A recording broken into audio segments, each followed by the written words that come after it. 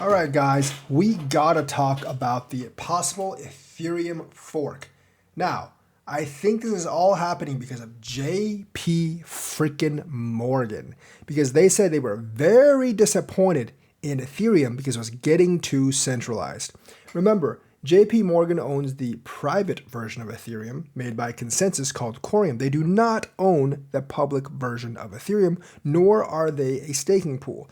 And I think they're getting scared because Lido has 33% of the staking power, and it might actually be growing. In fact, the top 5 pools have over 50% of the power. JP Morgan's are going like that.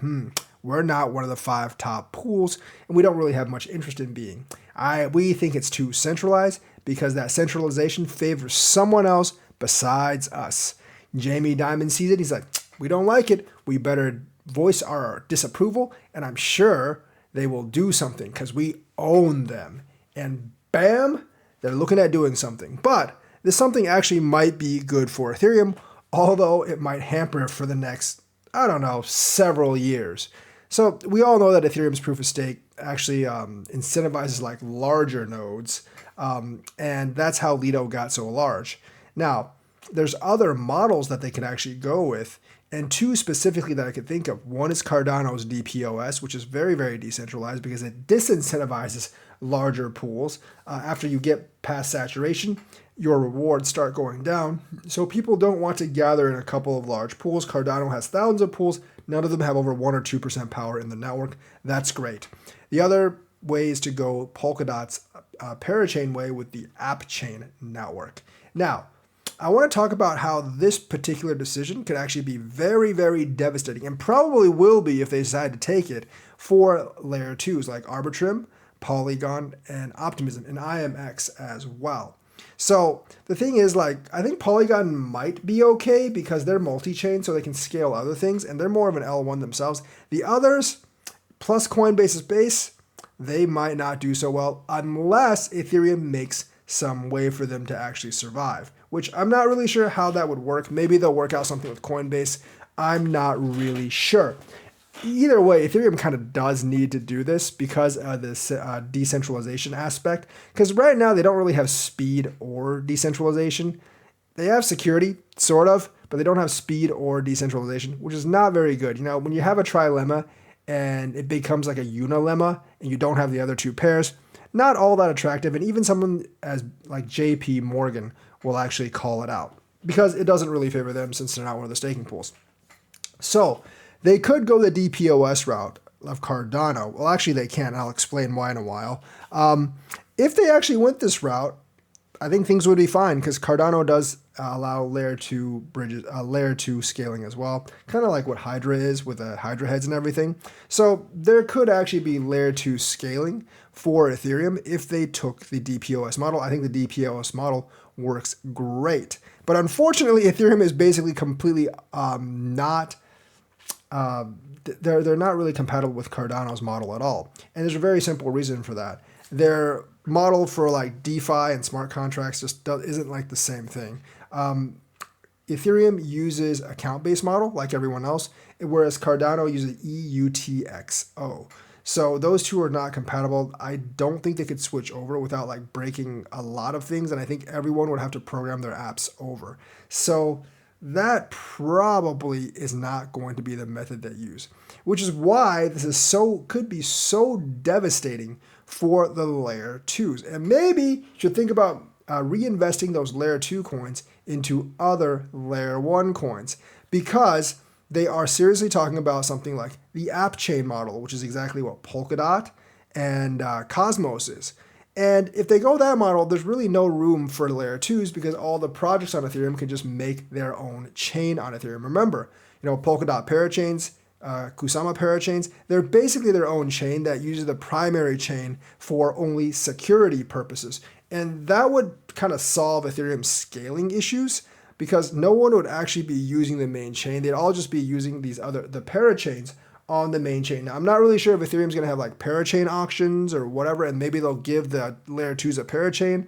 I'm not really sure how that will go.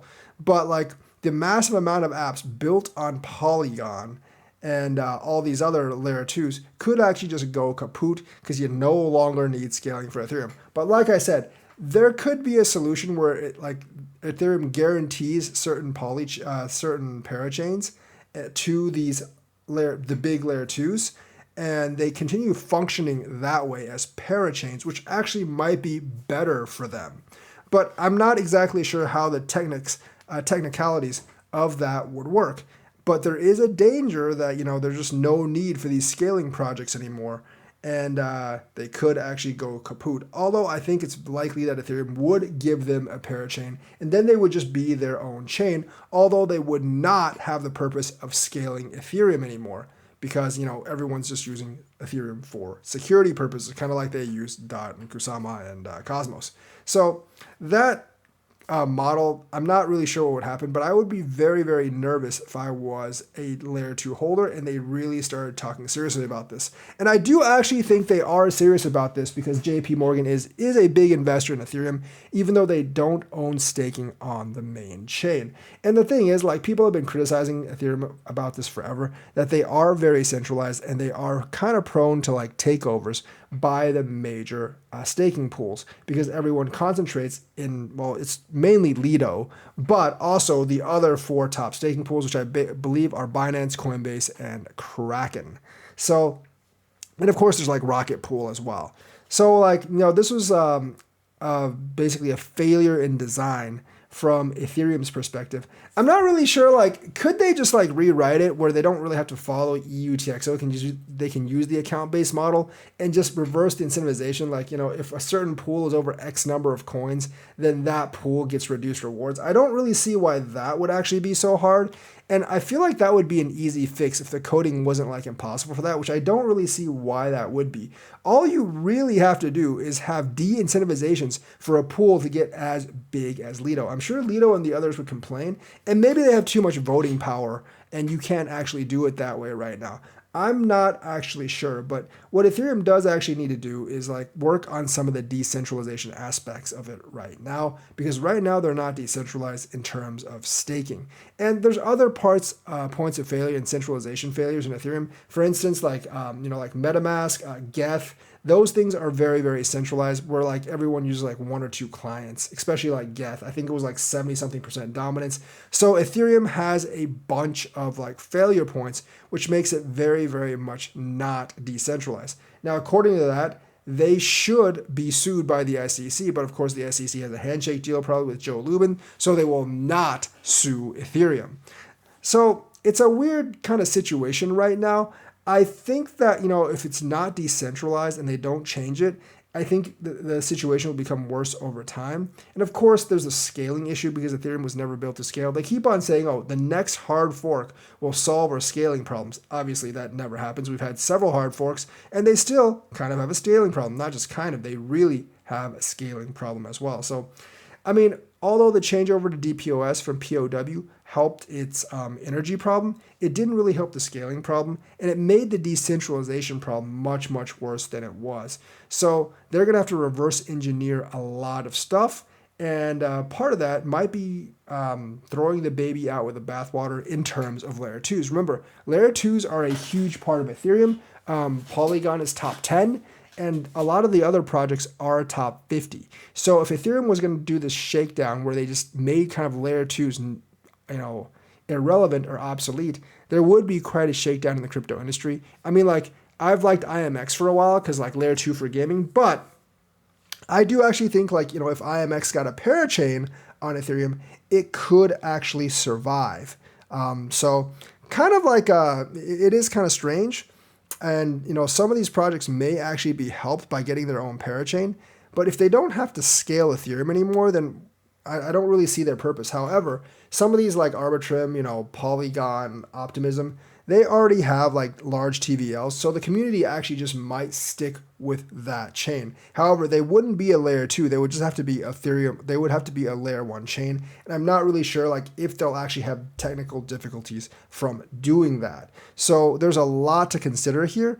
And I do think that it is a very big possibility that Ethereum will fork in this way and try to become an app chain. Of course, we all know the process is going to take several years, because remember, it took them like 5 years to go from proof of work to proof of stake, if not longer. It might take them like 3 or 4 years at least to do this as well. So there's going to be a lot of trouble and a lot of screaming in between. But Vitalik is actually thinking about that, and so are the other Ethereum team members.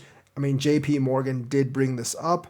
And it is true, Ethereum isn't really that centralized. There's several like main points of failure. And I think switching to an app model would fix that, but it would actually put the layer 2s at risk. So let me know what you think, like and subscribe. Hit that bell notifications button. Thank you and have a nice day.